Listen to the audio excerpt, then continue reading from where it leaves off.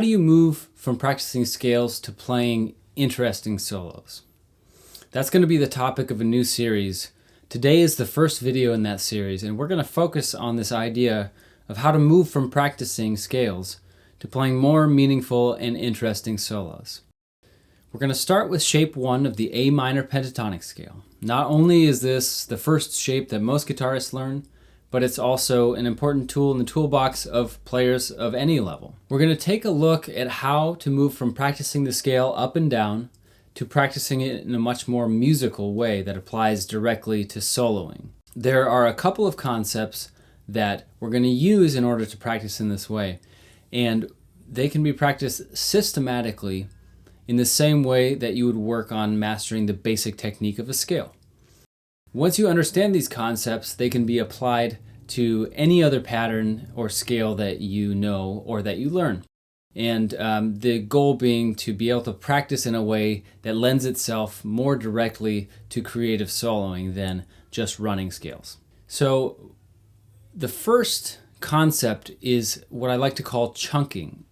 And what that is you're going to zoom in or focus in on a small chunk or portion of the scale or pattern. So for today, we're going to focus on strings 1 through 4 of the first shape of the A minor pentatonic scale. So this is the chunk that we're working with today.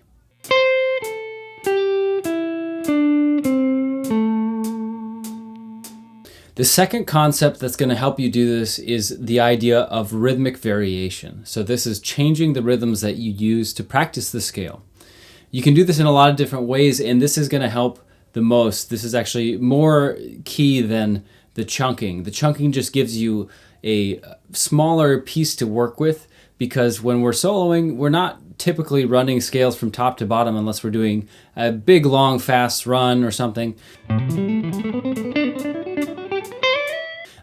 You want to be able to pull those small chunks, but then the really important piece is this rhythmic variation, changing the rhythms that you're playing the pieces with. So in music, we think of soloing in terms of phrases or musical sentences.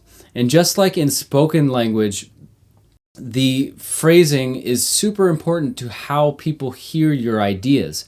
It's a way that you communicate with people, whether that's the other musicians in the band or who you're playing with or the listeners. And the phrasing refers to how the notes and ideas are grouped together in larger patterns. And they have a lot to do with how the listener hears the music and whether it's enjoyable to listen to or not. So these exercises that I'm going to show you focus in on a small chunk of the scale and also use some varying rhythms to help you come up with different ideas. As you play the different exercises, pay attention to how the different variations in the rhythm change the feel of the exercise. I've provided a free PDF of all the exercises on my website, and you can find that via the link in the description if you're watching this on YouTube. There's practice along videos that go at different tempos to help you master this concept. If it's too easy, just take the concept of the exercise and move it to different pentatonic shapes, move it to different scales. Try this out and let me know how it works for you. Let me know what you think. I'd love to hear your feedback. So here is the first exercise.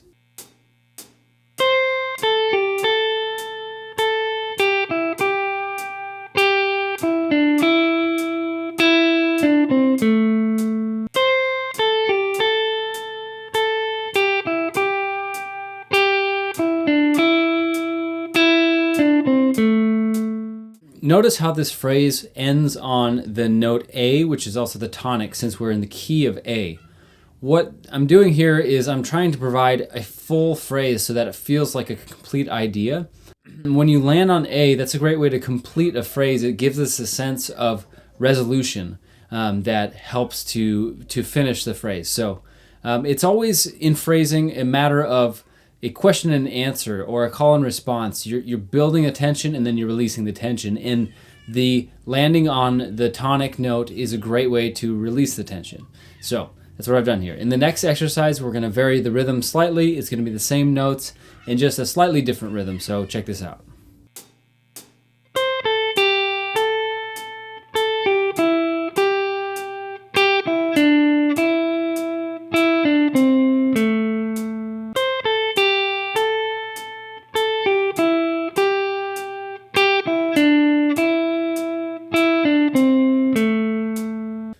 In the next example, we're going to introduce an anticipation, which means we're going to hit the last note on the upbeat, or the and of two. And to my ear, this changes the sound quite a bit, and I like this sound a little more than the previous examples.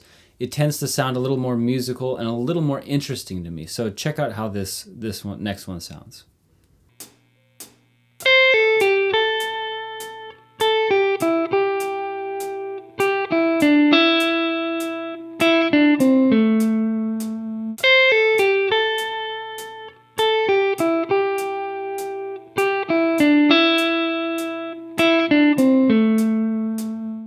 And in the final example, we're going to add an additional note at the end of the last exercise, just to show how you could extend this a little bit. Now, this is a very simple extension. This is meant to be just an idea and to get you moving in the right direction towards good phrasing. So check this out.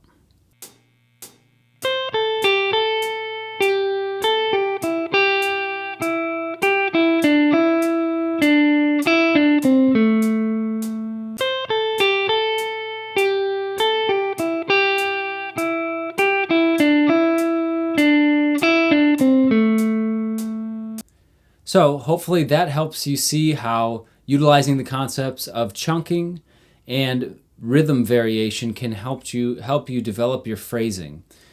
And phrasing is going to be a super important aspect of how you develop your playing and your soloing in the future. So if you start thinking about phrasing and how to practice it, it's going to help you create more interesting ideas and improve in your playing at a quicker pace.